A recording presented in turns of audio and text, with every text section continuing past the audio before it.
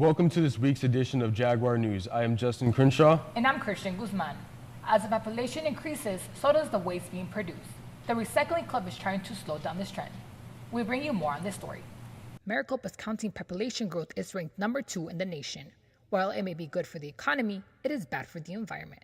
As population increases, so does the demand for wants and needs, which later turn into waste. One club in South Mountain High School is trying to put this trend to an end. Advisor of the Recycling and Sustainability Club, Allison Walden, tells us just why population growth is bad for the environment. We don't have enough resources to feed people or provide for all the people on the planet. The more people, the more stress it puts on the planet. Not having enough resources can mean food or water, but it can also mean office materials such as paper for schoolwork. Learning how to recycle can put this problem to an end. Sustainability Club Officer for South Mountain tells us why joining this club is a must. People don't pick up the trash or use the recycling bins. I learned what you can plant around this time of the year, what grows better in Arizona, like sunflowers, because we get a lot of sun here. Please use the recycling bins in your classrooms and outside in our campus. Please keep our campus clean. Learning how to pick up after yourself could be a good first step. Stuff like food trays and milk cartons could all be recycled. Reporting for Jaguar News, I'm Christian Guzman. The Recycling Club is really putting in effort into making this world a better place. And not only is it very educational, but it's actually really fun when I went out with them. Hopefully more people decide to join. That's true. Maricopa County has a high amount of air pollution. Amanda Salome has more on the story. Air pollution is the buildup of toxins in the air which has harmful or poisonous effects to humans. Although Arizona is not on the top of the bad air quality list, Phoenix is still considered to be a harmful city due to the air pollution. Ms. Sanchez explains the problem behind this situation. The problem here in Phoenix is we live in a very sprawled out city, so people tend to drive a lot. If you live in a city like Chicago or New York, those are places where the population is really, really dense, and so a lot of people don't drive very often. And so here in Phoenix, you have a high incidence. I drive 20 miles each way to work, and so because of that, I use my car a lot. Maricopa County holds 11.17 milligrams per cubic meter in air pollution. That is more than any other county in Arizona.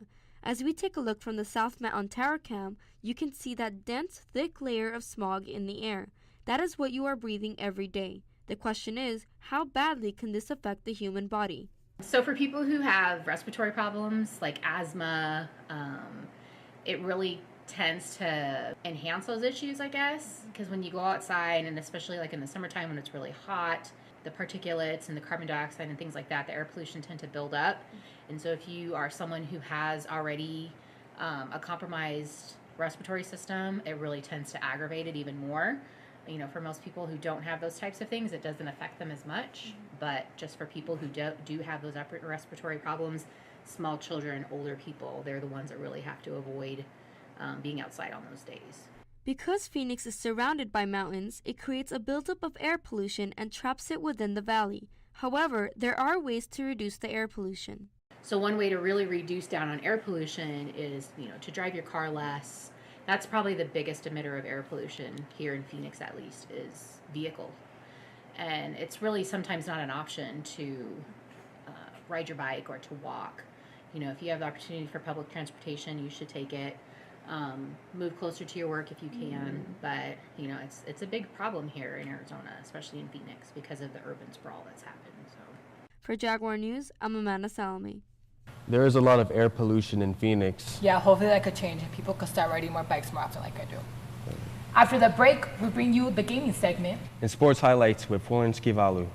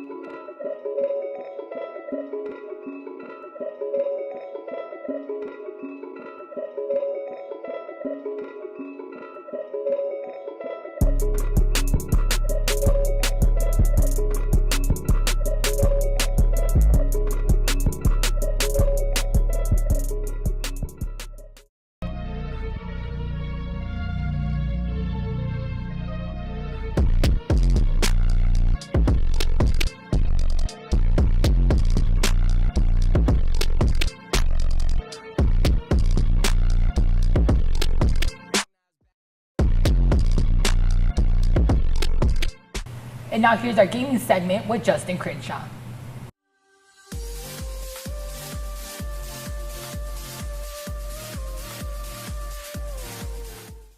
Welcome to this week's edition of Jag Gaming. I'm Justin Crenshaw. And I'm Arbrion Anderson. Today we're going to be talking about the 3 new upcoming video games.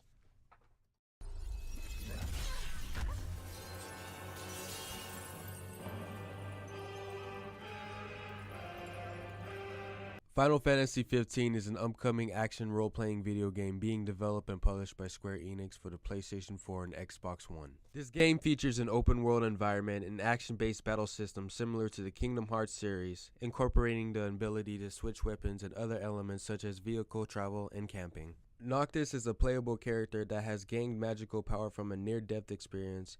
Noctis is driven from his home when Niflheim invades Lucis and takes control of the crystal. Noctis begins to work towards defeating the forces of Niflheim and rescuing the crystal from their control.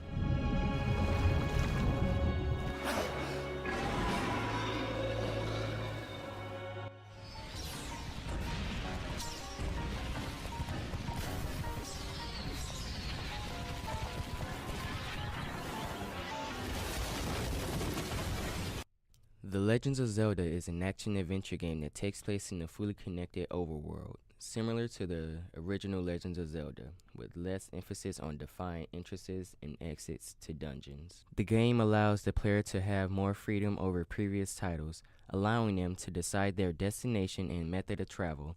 The overworld can be traversed on foot or on Link's horse, Epona. Epona automatically avoids obstacles, allowing the player to concentrate on other tasks, such as shooting arrows. Link can leap off Epona and enter bullet time to better aim his bow at enemies. In my opinion, I think this game will be satisfying for the players who love to play Zelda.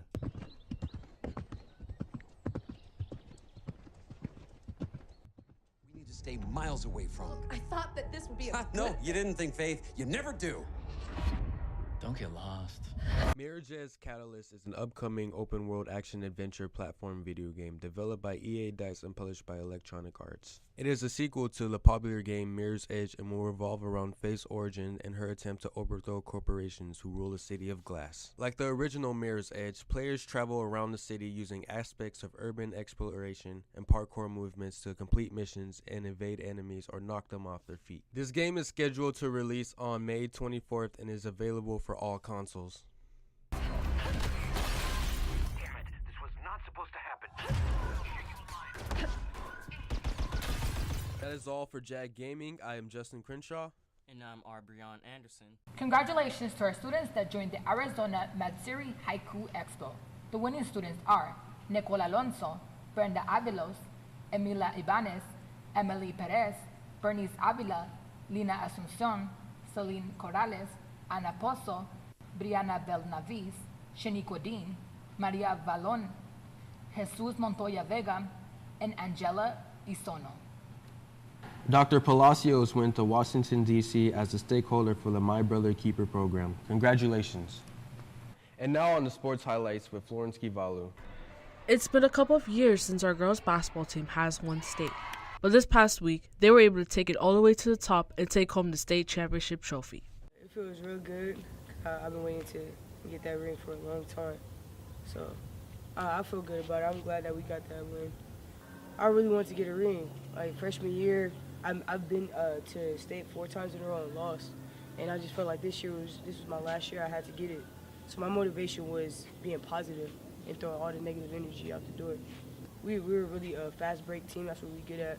But defense and rebounds really helped us get through the season. We always have motivation. Like if somebody's down, we have to pick them up.